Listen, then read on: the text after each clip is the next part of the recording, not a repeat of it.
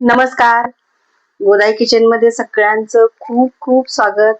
आजचा दिवस तुम्हा सगळ्यांना खूप आनंदात जाऊ दे हीच गणरायाच्या चरणी प्रार्थना. आणि आज रेसिपी काय आहे ते बघूया. ह्या आहेत गोड पुऱ्या. आणि ह्या पुऱ्या ज्या आहेत की नाही, अगदी 10 ते 15 दिवस आरामात राहतात, अजिबात खराब होत नाहीत. छान कुरकुरीत खुसखुशीत पुऱ्या तयार होतात. आणि ह्या तुम्ही म्हणजे मुलांना जर बिस्किट द्यायच्या ऐवजी ह्या पुऱ्या दिल्यात ना, अगदी पौष्टिक. आणि ह्या गव्हाच्या पिठाच्या पुऱ्या आहेत, अजिबात त्याच्यामध्ये दुसरं मैदा किंवा काही वापरलेलं नाही. तर अगदी मस्त ह्या पुऱ्या तयार होतात, 15 दिवस राहतात. तर त्यासाठी काय केलंय, मी इथे गुळ वापरलाय. आणि गुळ जो आहे तो थोडासा माझा कडक होता, म्हणून मी रात्रीच हे अशा प्रकारे पाणी गरम करून पाण्यामध्ये उकळून ठेवलं होतं. हे पाणी मी सकाळी दुसऱ्या दिवशी केलं होतं ह्या पुऱ्या. हे बघा, हे असं सगळं गुळ वितळवून घेतला. बरं, तुमच्याकडे नरम गुळ असेल की नाही, फक्त पाण्यामध्ये असं छान वितळवून घेतला तरीही चालणार आहे. फक्त थोडासा हा कडक होता म्हणून मी थोडासा त्याला उकळून घेतला. आणि मग रेसिपी करायच्या वेळेला आधीच करून ठेवलं होतं.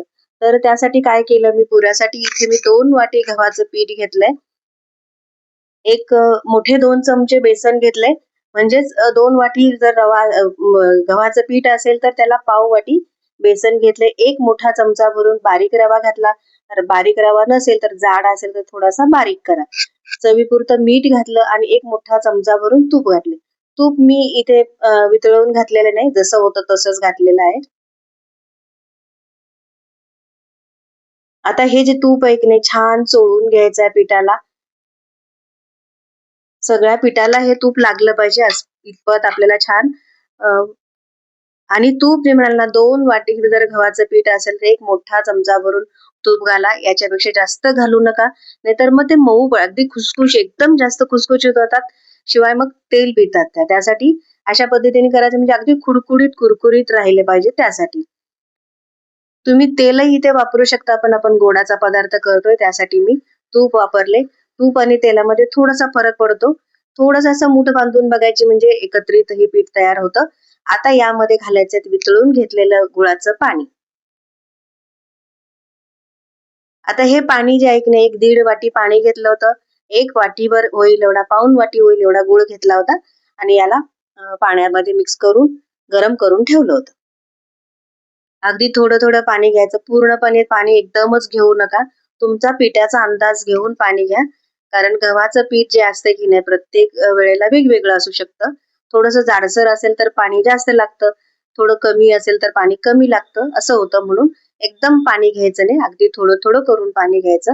आणि याचा छानसा असा गोळा तयार करून घ्यायचा आहे.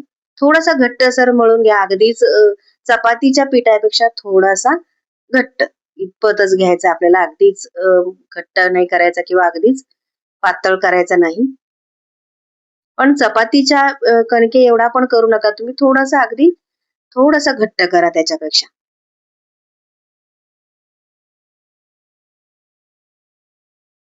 छान मळून घेत घेत हे पीठ मळून तयार करायचं. हाताने छान मळून मर्दून घ्यायचं पीठ. मऊसूत असं हे झालं पाहिजे. थोडंसं कडक पण मऊ झालं पाहिजे, अशा पद्धतीने. हे बघा, इतपत करायचं. आणि याला आता एक 5 मिनिट झाकून ठेवायचंय. जास्त काही झाकायची गरज नाही, अगदी 5 मिनिट. फक्त रवा घातलाय आपण, थोडासा मुरूस पर्यंत वाट बघायची. एक 5 मिनिट झाले की काढायचे. आणि आता मी याची चपाती करणार आहे. जर तुम्हाला छोटे छोटे गोळे करून जर तुम्ही याचं पुऱ्या केल्या तरीही चालणार आहे. पण मी काय केलं, एकदमच मोठी चपाती लाटली. आणि या चपातीला मी एक काट्याचं वाटी असते किंवा ग्लास असतं, त्यांनी याच्या पुऱ्या करून घेतल्या होत्या. छान हे असं लाटून घ्यायचं. बरं, तुम्हाला ही पुरी जी आहे की नाही, खुसखुशीत म्हणजे अगदी मऊसूत पाहिजे असेल ना, तर थोडंसं जाड ठेवा. आणि कुरकुरीत म्हणजे खुसखुशीत पण कुरकुरीत अशी जर पाहिजे असेल, 8 ते 10 दिवस टिकण्यासाठी जर पाहिजे असेल की नाही, तर पातळ अशी लाटा. तर मी हे एकदम पातळ लाटली होती, चपातीपेक्षा ही पातळ लाटली होती. आता याच्यावरून तुम्ही तीळ लावू शकता किंवा खसखस लावू शकता. मी काहीच केलेलं नाही, फक्त असंच मी लाटून तयार केलेली आहे. हे प्रवासात न्यायला अतिशय छान आहे. मुलांसाठी डब्याला देऊ शकता. म्हणजे आपल्याला मुलांना बिस्किट वगैरे देण्याऐवजी हे असं करून ठेवायचं डब्यामध्ये. आपल्यालाही संध्याकाळची चहाच्या वेळेला एखाद दुसरं खाऊ शकता तुम्ही. आणि शिवाय गव्हाचं आहे. हे बघा इथे मी ग्लास घेतलाय आणि त्याच्या साहाय्याने छोट्या छोट्या पुऱ्या काढून घेतल्या होत्या.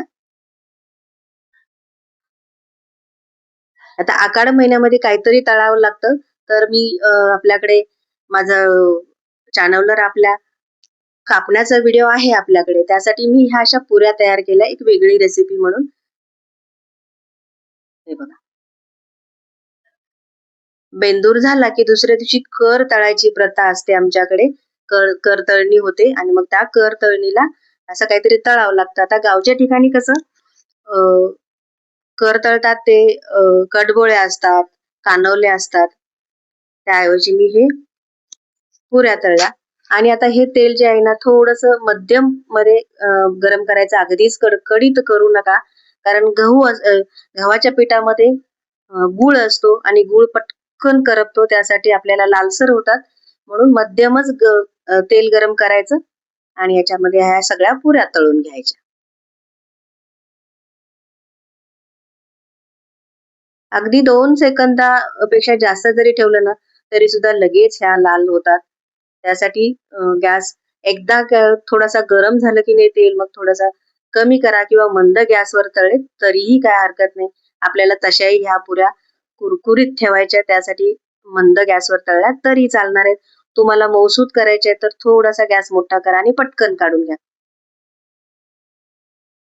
अशा पद्धतीने हे सगळ्या करून घ्यायच्या. हे बघा मस्त अशा ह्या होतात, छान बिस्किटासारख्या कुरकुरीत लागतात. मुलांसाठी म्हणा आपल्यासाठी खूप अतिशय मस्त आहेत. ह्या बेंद्राच्या करतळणीला मी ह्या केल्या होत्या, अतिशय छान होतात आणि मी नेहमी बऱ्याच वेळेला मी अशा पद्धतीने करते. रेसिपी आवडली असेल तर लाईक करा, शेअर करा, चॅनलला सबस्क्राईब करा आणि बेल आयकॉनवर क्लिक करायला विसरू नका. आपण पुन्हा भेटूया नवीन एका रेसिपीमध्ये. तोपर्यंत नमस्कार.